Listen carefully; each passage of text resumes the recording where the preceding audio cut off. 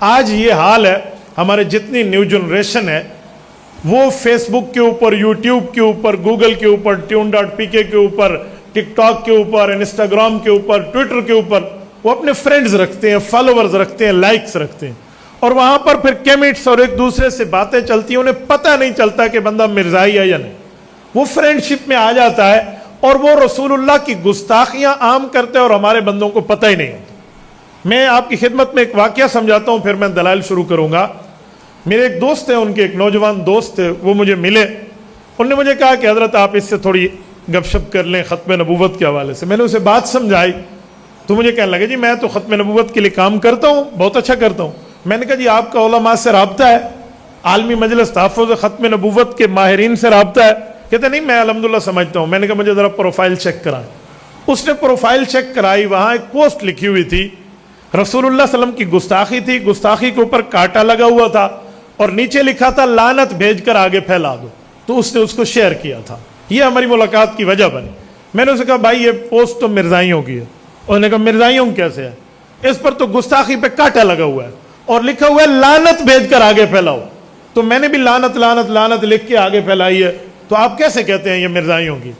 میں نے اسے کہا جی دو باتیں ہیں، تیرے دل میں دین کا درد ہے لیکن تیرے دل میں دین کا علم نہیں ہے، تجھے دشمن کی سازش اور چال کا پتہ نہیں ہے۔ کہنے لگا جی بتائیں۔ میں نے کہا حضور پاک کی گستاخی لکھ کے پھیلائی نہیں جاتی، لعنت بھیج کر آگے شیئر نہیں کی جاتی، گستاخی کی آئی ڈی کو بلاک کیا جاتا ہے، ریموو کیا جاتا ہے، رپورٹ کیا جاتا ہے۔ تھوڑا سا ایسے چونکا، کہتے کوئی ایگزامپل؟ میں نے کہا میں ایگزامپل دیتا ہوں۔ رسول اللہ صلی اللہ علیہ وسلم کے دور میں حضور کی گستاخیاں ہوئی تھی؟ کہتے ہاں کافر گستاخیاں کرتے تھے۔ تو میں نے کہا وہ گستاخی صحابہ کرام نے آگے پھیلائی ہے، آگے نقل کی ہے؟ کہتے ہیں نہیں۔ میں نے کہا صحابہ کا کام یہ تھا وہ گستاخی کو پاؤں کے نیچے رکھتے اور حضور کی تعریف کو عام کرتے۔ کہتے ہیں بات تو ٹھیک ہے۔ میں نے کہا اس بے ایمان نے یہ چال چلی کہ میں گستاخی لکھ کر آگے پھیلاؤں گا تو لوگ شیئر نہیں کریں گے، وہ سمجھیں گے یہ ختم نبوت کا دشمن ہے۔ اس نے ایک چال چلتے ہوئے یہ سازش کر لی کہ گستاخی تو لکھی کہ یہ عام ہو، آگے لکھ دیا لعنت بھیج کر پھیلا دو۔ تو میرا وہ نوجوان جس کے دل میں دین کا درد ہے، دین کا علم نہیں ہے، اس نے بھی لعنت بھیج کر آگے پھیلانا شروع کر دیا، حالانکہ گستاخی کو پھیلایا نہیں جاتا، رپورٹ کیا جاتا ہے۔ کہنے لگے جی بات تو آپ کی لاجیکل ہے، مجھے سمجھ آ گیا۔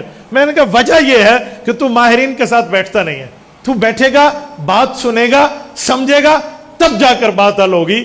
تو ان دنوں میں جب فتنے کا زمانہ چل رہا ہو تو علماء سے رابطہ اتنا ضروری ہے جتنا وبا کے دنوں میں ڈاکٹر سے رابطہ ضروری ہے۔